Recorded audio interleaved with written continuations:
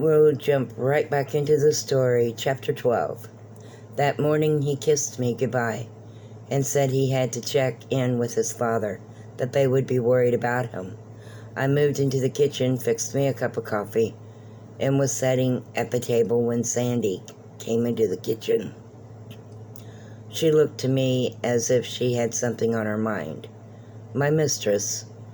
she asked with it seemed caution in her voice. "Yes, Sandy," I asked, looking to her.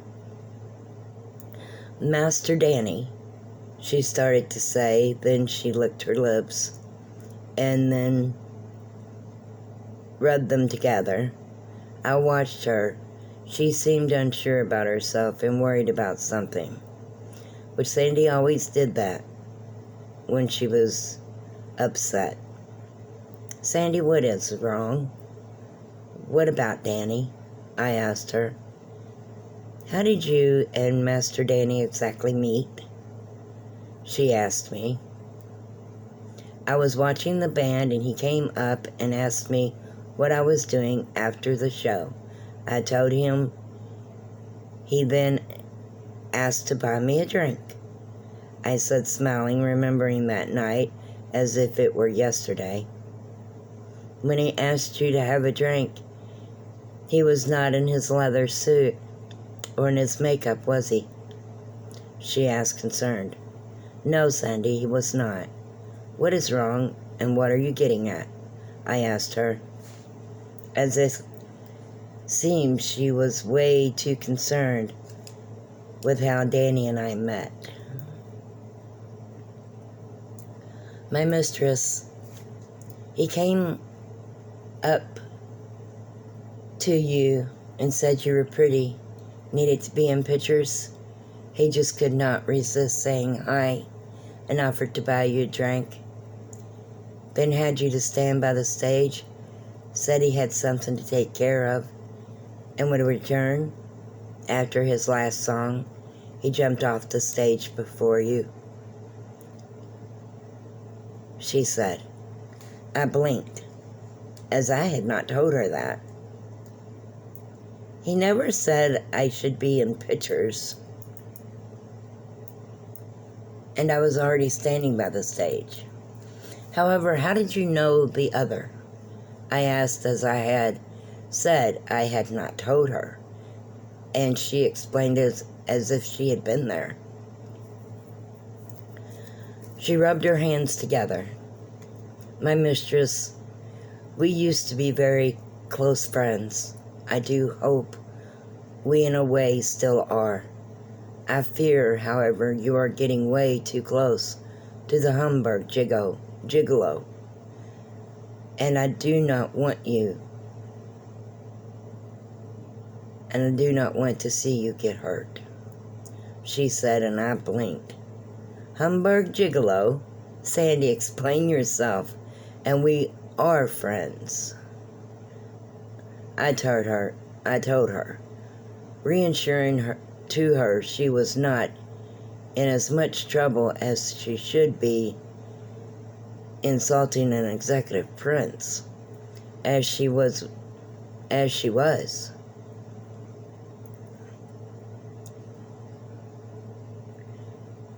As she has went and done, as it would seem. In every kingdom and in every town, with the exceptions of Atlantis, which was before you, Danny Lee used the same pickup for a different girl after each performance. My mistress, forgive me. I did not tell you before now, for you were so happy, and I thought it was not that serious. For what you said that one night about you being branded and he being a prince. However, after he stayed here, I became more so worried," she explained, and I sat there in shock. Hamburg gigolo, Danny Lee. I could not believe what I was hearing. "So you were saying Danny Lee has a lover in every kingdom and every village?" I said sadly. "Not only a lover, my mistress, however, several," She told me and I nodded. No worries. My brand did not matter. I was nothing besides another girl in another kingdom. I felt angry. The anger grew within me.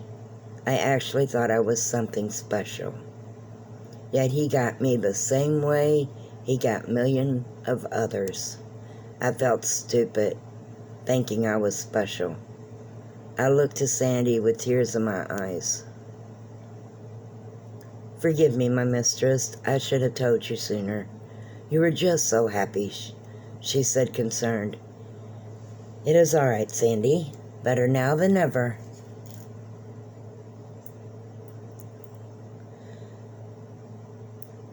I am almost sure he was not going to tell me.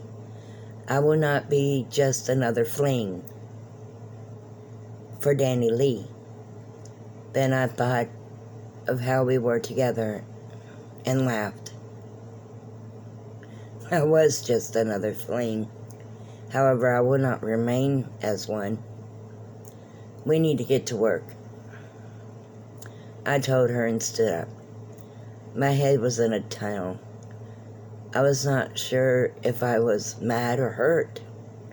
I knew I would not just be one of his love affairs.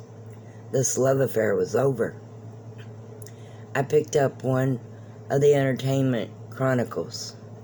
As I opened it, what would you know? There was a picture of Danny Lee and a few of his playmates. I would not be one of Danny Lee's playmates. I did love him, as all did. However, I, branded or not, had my pride and thought better of myself. I was not a branded-free slut. The more I read, the more I wanted to cry, and the more mad I became at him for not telling me. Then the more sorry I felt. The more regretful I felt for myself. I'm reading words that aren't there. For I fell in love blindly with him. My heart betrayed me. I was actually the fool. That night at the tavern, most of my songs reflected on how I felt. They must have been all sad songs. I know I sung only in my dreams. My heart was breaking. However, I was so mad at Danny Lee.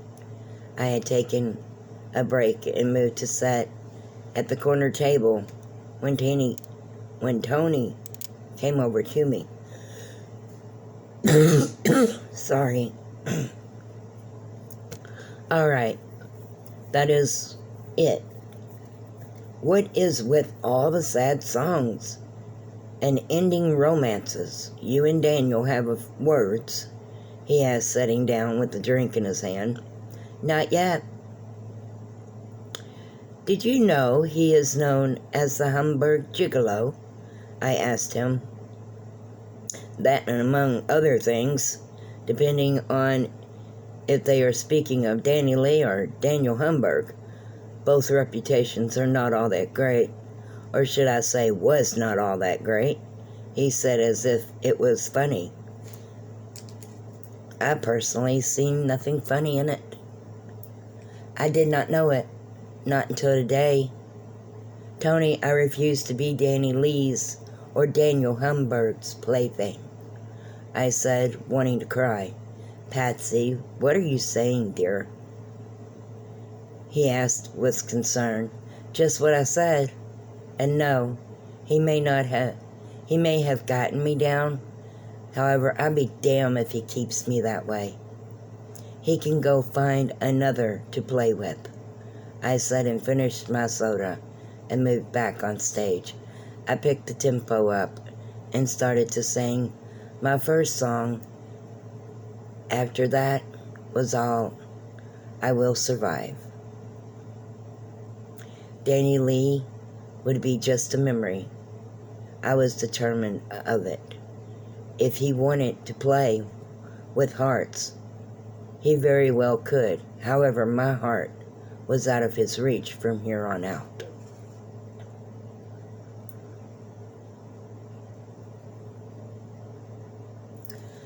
Later that night, as I was on stage, I saw Mr. Romeo Lover walk in with the others. How I wanted to believe what Sandy had said. How I didn't want to believe what Sandy had said. And what I had read was wrong. I don't know. Maybe I should read that again. Later that night, as I was on stage, I saw Mr. Romeo Lover walk in with the others. How I wanted to believe what Sandy had said and what I had read was wrong. I wanted it all to be a misunderstanding. However, I knew it to be true. I remained on stage. I even called Sandy over and had her to bring me my sodas on stage. I refused to go over where he was. I would not speak to him. However, he had different plans as he approached the stage. Patsy, you going to come down off there sometime tonight, my darling? He asked, and I just wanted to slap him. I glared at him.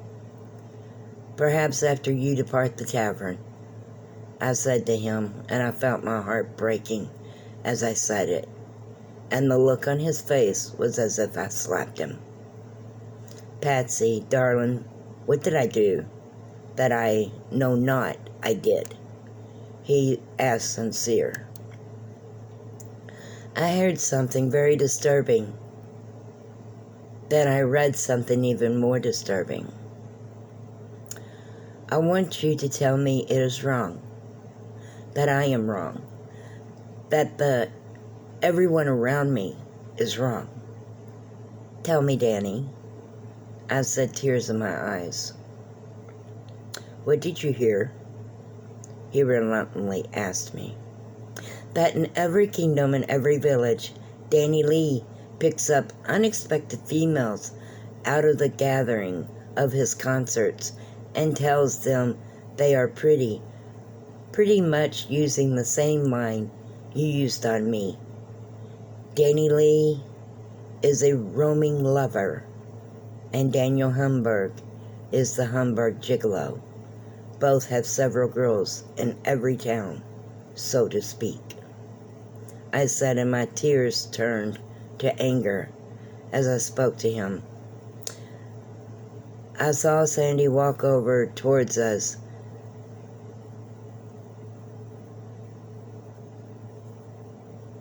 Then done a about face and started to walk away. Soda, I called to her. Patsy, please. I should have known. It was just a matter of time before you found out. I actually did not know you did not know to begin with, he said, again sincere. So 'tis true. You use the same pickup with me as you do every girl on the Saltern. Danny Lee, you will not be my heartache. Actually, it is too late. However, it ends right now. I told him, Patsy, please, will you listen to me? He said as Sandy handed me my drink and I took it to him, or I took it from her, and looked to him in anger. I felt the anger just rise more inside me. I snapped my fingers and Sandy heeled beside me on the stage. Listen to you. Listen to you. I laughed angrily. Danny, from what I understand, Your Highness, you are a heartache just waiting to happen. And as I said, it is not happening to me, I told him. He sighed and looked up to me. Patsy, you're upset, and I can see there is no talking to you at this time. he said, and turned away. I watched as he nodded to the others with him, and they followed him out. I drank the soda and handed it back to Sandy. Off with you, I told her, and picked the mic back up and again started to sing.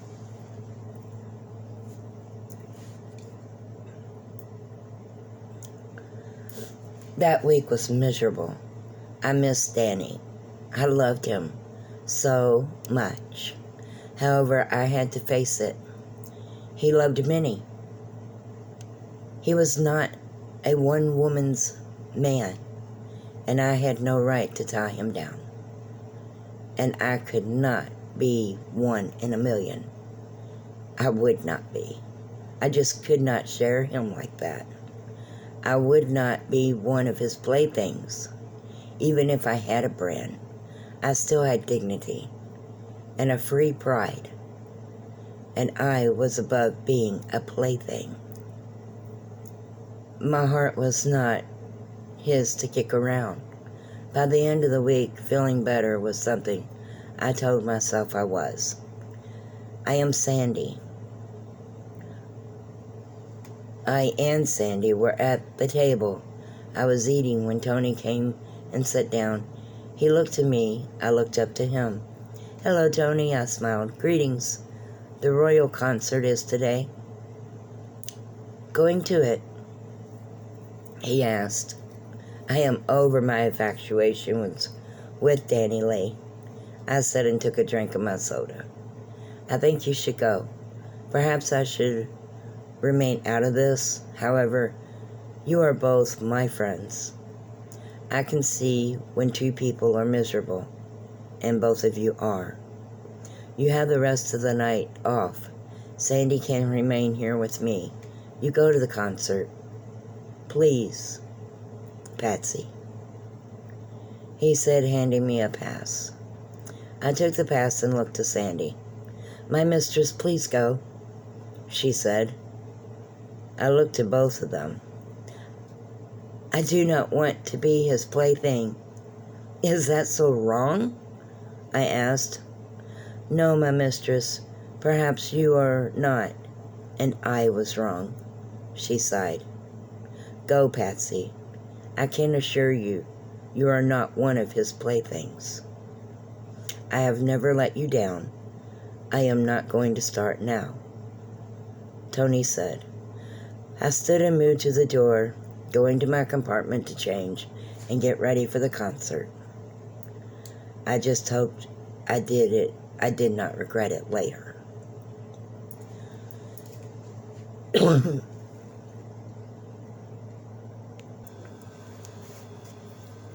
Okay, chapter 13. I moved into the concert hall, getting me a soda. I looked about. Old habits are very hard to break. I moved up to the stage and stood listening to the Miracles, as they were Alexander's band and always played the opening songs as others arrived. Danny was always the last one to perform. I thought I would leave before he came on the stage. My willpower towards him really was weak. I really was doing good as long as I did not have to see him. Mike and the Thunders came on. As Mike took the mic, hey, that's kind of funny. As Michael took the mic, looked over to me and smiled. I waved to him. He then waved back and started to sing. Then another band I had never heard, called the Jingle of the Jungle. The name of the band was funny, and their songs matched. They sung a song about a fish on a rope and a pole in the dirt. You really just had to be there. Made me think back when I was a youth, and Sandy said I should sing a song about fish flying and birds swimming. All too soon came Alex, and he announced the one and only heartthrob of the kingdom, our very own Danny Lee. Now I understood more as to why they call him that. He came out on stage and slid across it as usual. How I was thinking of leaving. I was going to leave. I turned and actually was walking to the door. "How many here go to the Southern Tavern?" I heard Danny ask. I turned to see what he was up to.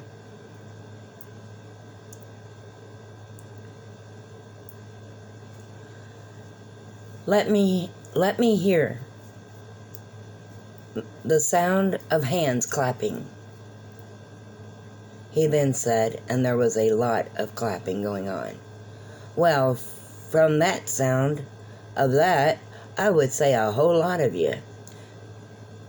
Then you're bound to know Miss Patsy Lee, Southern singer?"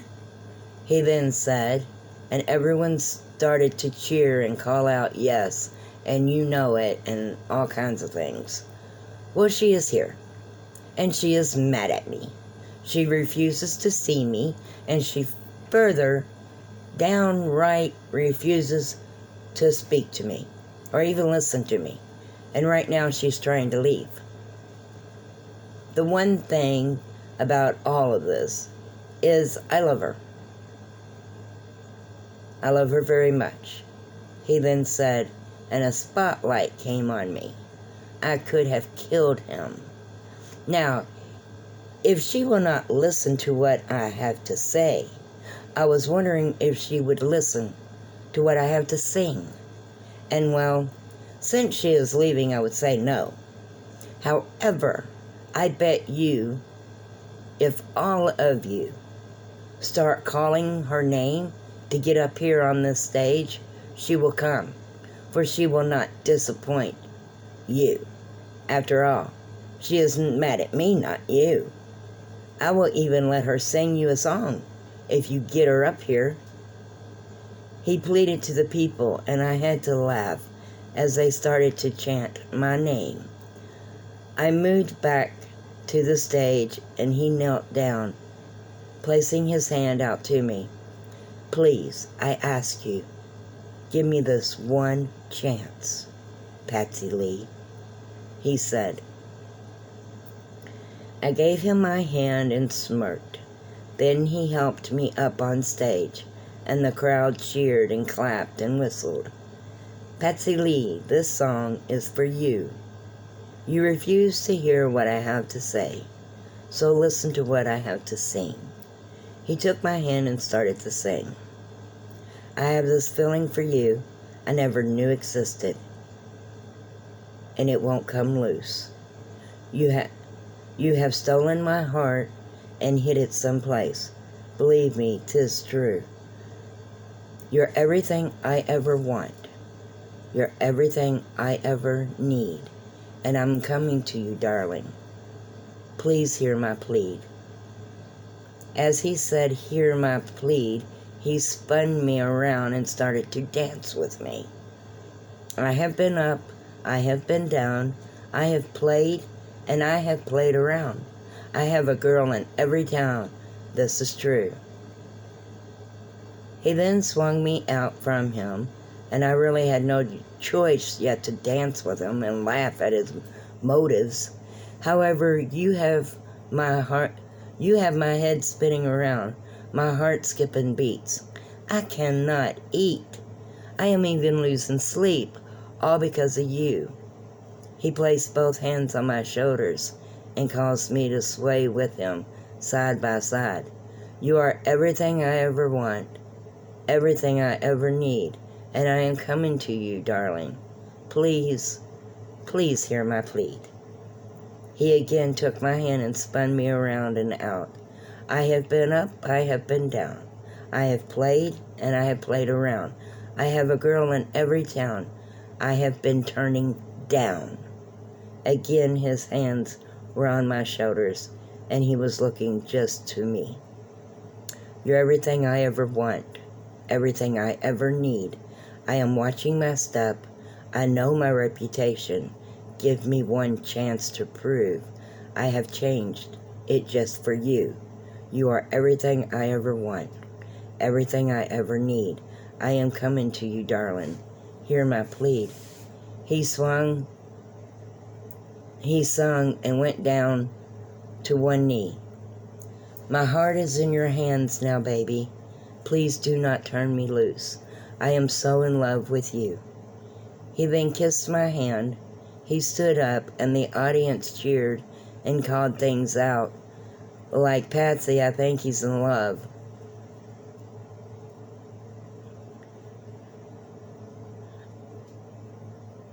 I do. I started laughing. Come on, Patsy. Give me one chance. You are the only one I have been seeing in the passing of a full year cycle. Please believe me. If you want, I will beg, he said, and I laughed. I do believe you already did. You're quite good at it, too. I smiled bright. Well, he said, one chance, Danny Lee. One chance to prove you can be true. Only because I love you, I told him.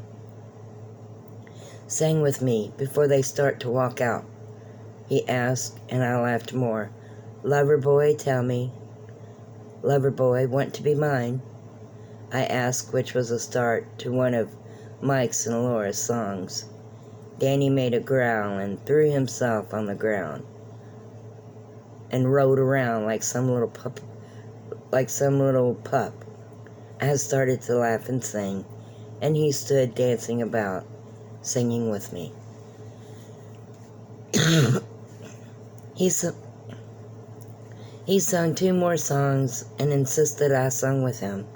When the concert was over, we left the hall and went to the tavern to pick up Sandy.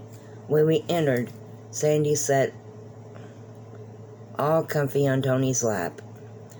Danny and I walked in, holding hands, and Tony smiled, looking to me. Now this is how it should be, he said. What? My courtesan warming your lap? I teased with him. He smirked. That, and you and Danny together, he said, oh so serious. Sandy, go fetch us drinks, then you may return to warming Tony's lap, I told her, laughing. He made her kiss him before letting her go up. She laughed and ran off like some little youth. I sat and Danny sat beside me at the table. So you two kiss and make up? He asked. Danny looked to me, then back to Tony. To be safe, we will just say it is a start. If and when I find the one that decided to tear my world upside down, I will have a mind your own business talk with them. Danny said as Sandy healed with our drinks. She looked to me, then Danny, and her eyes pleaded. I smiled and took the drinks, setting them on the table, and nodded to her. Danny did have the right to know who told me. She moved before Danny and healed. He looked strangely down to her. Sandy, what are you doing, girl? He said with a laugh. Master, please forgive a girl. She pleaded. For what? Did you spit in my sherry? He asked. She shook her head no and sighed. No, master, it was a girl that told her mistress. Oh, master's wilder side, we will say. She told him. A girl will fetch your whip if master so wishes. She then added, regretfully, why did you tell her? Did I do something to you? He asked. Oh, no, master. A girl loves her mistress very much. A girl has known her mistress for a very long time, before her mistress even owned her. A girl just did not want to see her mistress get hurt. Please forgive a girl. However, master's reputation is not the best. She said, almost in tears. Danny started to laugh. 'Tis true. Excuse me. 'Tis true. However, little girl, I will inform you that since the first night I asked your mistress to have a drink with me, she has been the only one I have even taken a walk with, he informed her. Please forgive a girl, master, she asked regretfully. Only if you drop the Slavic, for I know your mistress allows you to speak normal, and I really do not mind it from you, he said. Yes, master. However, the word also is that Prince Daniel has no tolerance for Thorntons that do not follow decree. I feel I have displeased master enough, she replied. You know, it is scary. Seems your girl knows a whole lot about me. Then again, nothing at all. He laughed and tapped her on the nose. You're right. I do have little tolerance. However, you are an exception, as you belong not to me, and to a woman I love, and that holds my heart. So, back up on Tony's lap. I am sure 'tis getting cold, he told her, and I laughed. I looked at him and smiled. Sandy hurried and returned to Tony's lap. So what would you have done if she was not mine? I asked. For what? Telling you what she did? Nothing, really. Just send her away. He told me. No, for speaking freely as I allow, I asked. Oh, that. Had her whipped and disciplined. Or disciplined then whipped. Or both. He said honestly. Mean arse, I teased. Yes. Well, it is a decree they are to speak Slavic. However, they are also permitted to speak as their owner wishes. Besides, also, I know how she is and what she is to you. He told me, and I looked at him. How does he know so much about me, and I know nothing about him? Just how much does he know? Danny, who is she? And what is she? I asked out of curiosity just to see what he would say. She and you were both of Cumberland Mills. You were like sisters. James seen to it. He raised all of his girls like that. Also your best friend. He told me, and I blinked and looked at him. How do you know so much about me, Prince Daniel? I asked. Busted, bud. I believe you will have to come clean. Tony laughed, and I shot a look to Tony. Just how do you play in this? I asked. I do as my commanding officer says, he smirked. Danny Lee, Prince Daniel Humberg, I said to him. He started laughing. Invite me home, and I will tell all, he said with that devilish smile and the voice of confidence. All right, want to come home with me tonight, sweet prince? I asked. I thought you would never ask. However, your courtesan has to agree not to harm me, he teased, and she laughed. She is vicious, knows how to tear my heart out and break it at the same time, he teased, and I laughed and stood. I will protect you from her, I told him. After the tavern closed, we moved to my compartment. Sandy went to her room, and I moved to fix Danny and I a drink.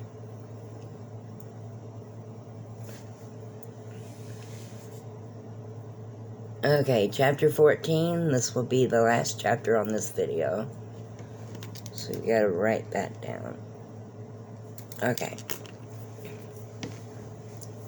I moved to him, handing him his drink. He smiled to me.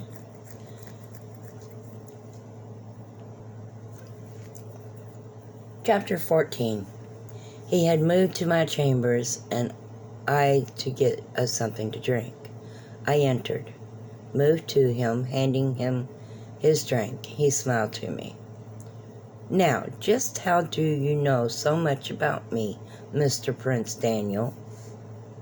I asked. He laughed. Patsy, my darling, I have known you since you were in 18th level.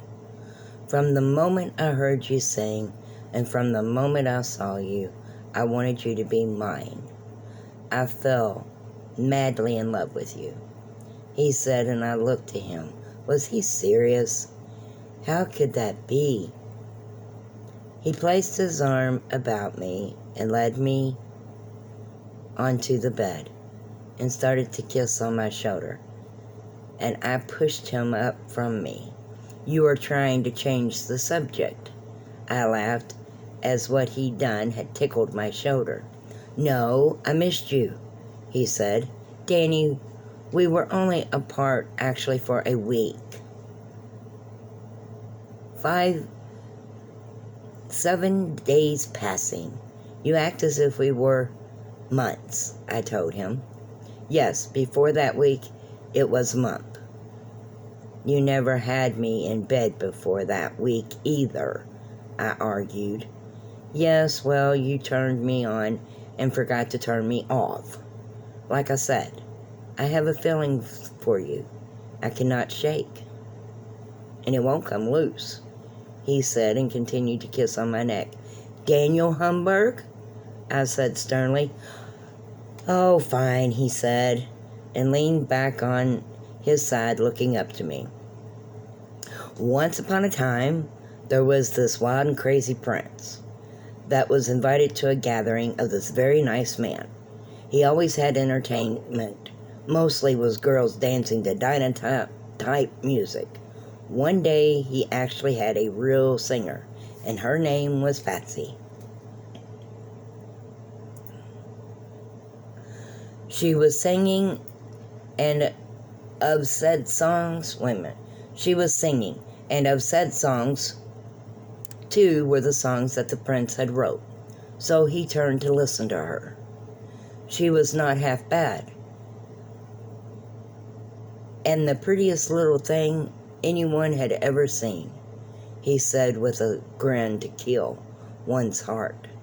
Daniel, I said, warning him. I was already ready to knock him out. I am telling you a story, now listen up, he said with a grin, and I listened more. The prince fell in love with the pretty little Dinah singer. However, the owner of the little Dinah refused to sell her, and said one day he would free her. He continued, and I just gave him a be serious look. All right, Patsy. I wanted to introduce myself to you. However, James said you were infatuated with me, and if I did, it would interfere with your studies. No matter how much I tried to get him to let me speak with you, he refused. So I told him I would make you mine. Now, the song I sung, You're Going to Be Mine, just you do not know it? He asked. Yes, as I really like that song. That is actually you I am singing about. If you listen to the lyrics close enough, it will say your name. Patsy, you are all to me, he said. I laughed.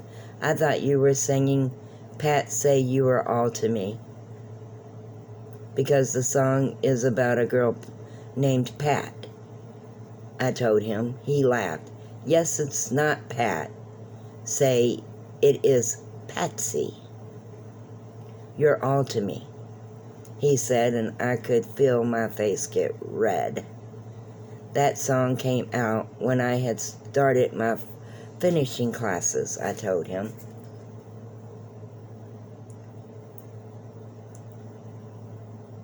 Yes.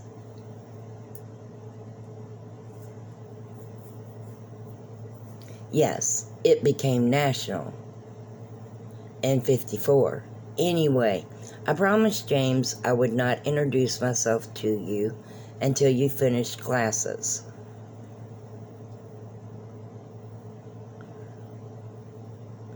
Then I was going to make you mine. if I had not promised he was not going to invite me to any more of the gatherings.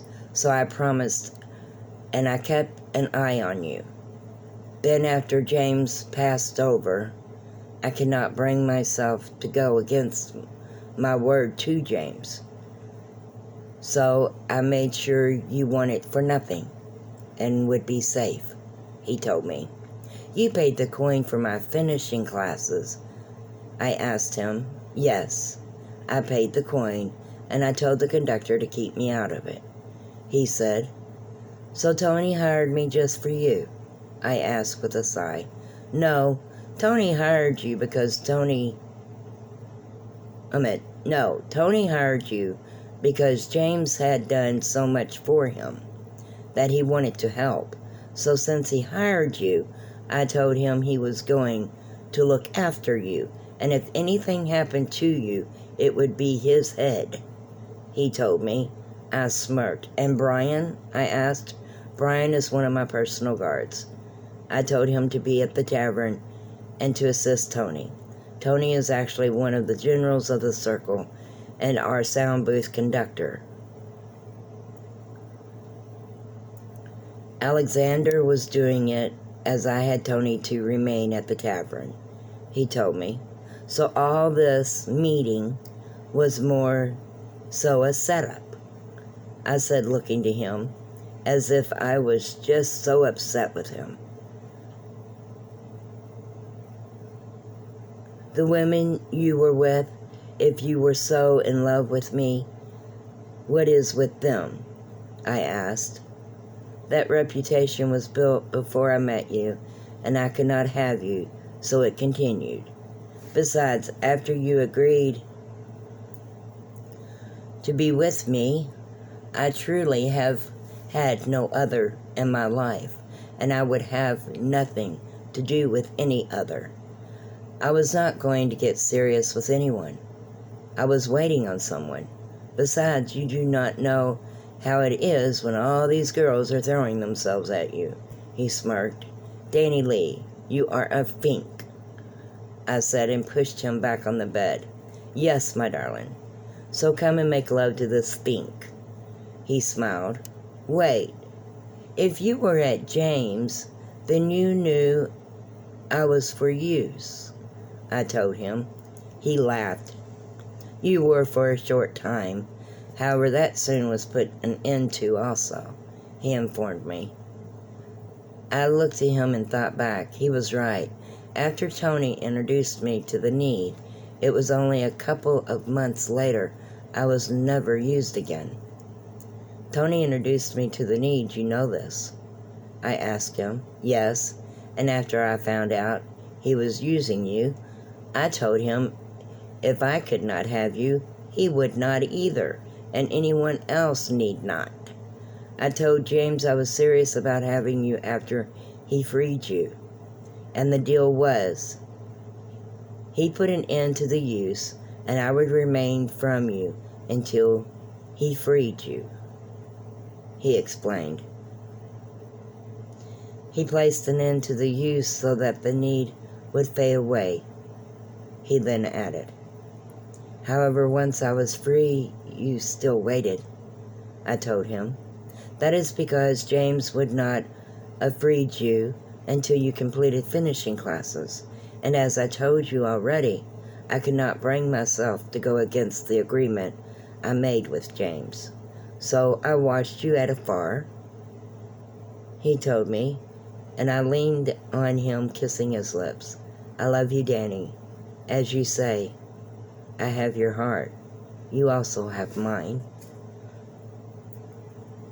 However, I do not want it torn apart, Danny, I said sincerely to him. Patsy, I will never intentionally hurt you, or as you say, tear your heart apart. I will be true to only you, he said. Yet you are an executive prince, and I obtain a brand, I told him. Yes, I know. I do not want to think about it, he said, kissing me in return. As it is said, one thing led into another. The next morning I woke and sat up looking around. I wondered where Danny was and stood moving into the other room. He sat on the couch watching the vision. I looked to him. As he saw me, he stood and moved over to me. "Morning, sleepyhead," he smiled. "What time is it?" "I have to get Sandy to the tavern," I said, worried, as Sandy was to be at the tavern at 9 passing, and I knew it was later than that. "It is 11 passing, and Sandy is already at the tavern. I had her taken. You needed to sleep," he said, kissing my lips. I returned his kiss. "I did not even hear the alarm," I told him. "That could be for reasons I switched it off," he said with a guilty smile. "Danny Lee, I have to be at the tavern by 2 passing," I told him. "It is only 11. I would not have let you sleep past it, and even if you did, Tony knew you're with me," he said with a grin. "I am not sure if you are good for me or bad," I told him, and he laughed. "You are good for me. I have to go to the studio.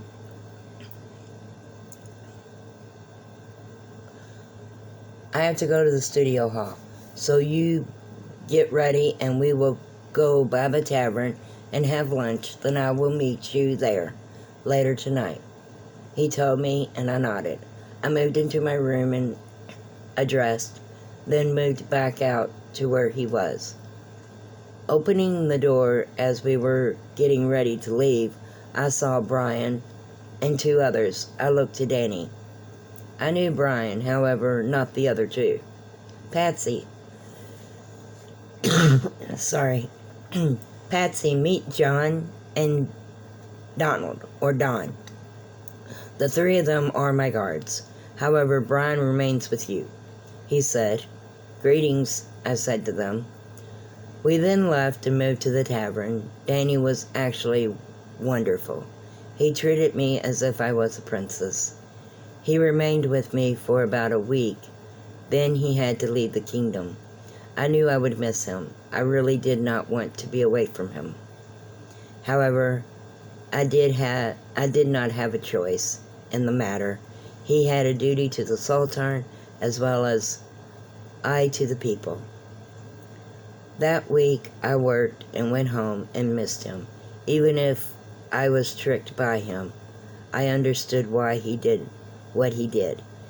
He had as much respect for my master as I had love for my master. That, I believe, made me love him even more, knowing he liked James as much as I loved him.